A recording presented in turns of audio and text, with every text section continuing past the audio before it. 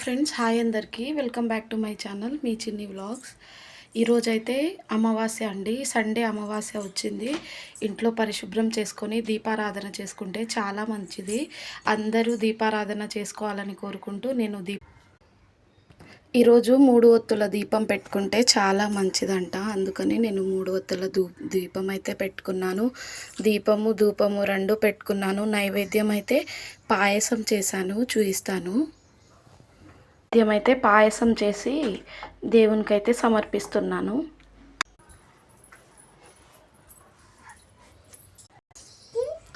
దేవునికి నైవేద్యం పెట్టినప్పుడు ఇలా నీళ్ళు కూడా పెట్టాలి. ఎందుకంటే నీళ్ళు కూడా మనం తాగుతాం కదా, నీళ్ళు వాళ్ళకు కూడా నీళ్ళు పెట్టేసి నైవేద్యం అయితే పెట్టేశాను.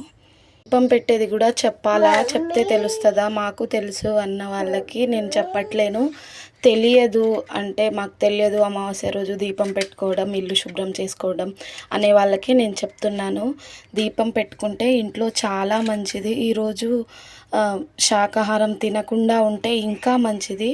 నేనైతే ఇలా దీపారాధన చేసుకొని ఈరోజు శాకాహారం అయితే ముట్టుకోను. ఇలా దీపారాధన అయితే చేసుకున్నాను. టెంకాయ అయితే కొట్టేద్దాము.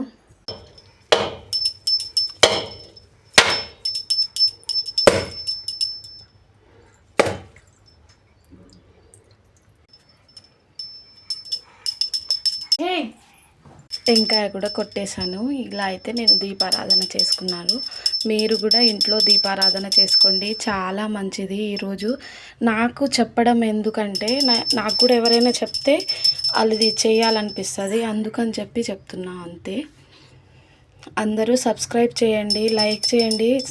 చూస్తున్నారు, చాలామంది చూస్తున్నారు కానీ లైక్స్ అయితే చేయట్లేరు. లైక్స్ చేయండి, కామెంట్ చేయండి, షేర్ చేయండి, సబ్స్క్రైబ్ అయితే చేసుకోండి.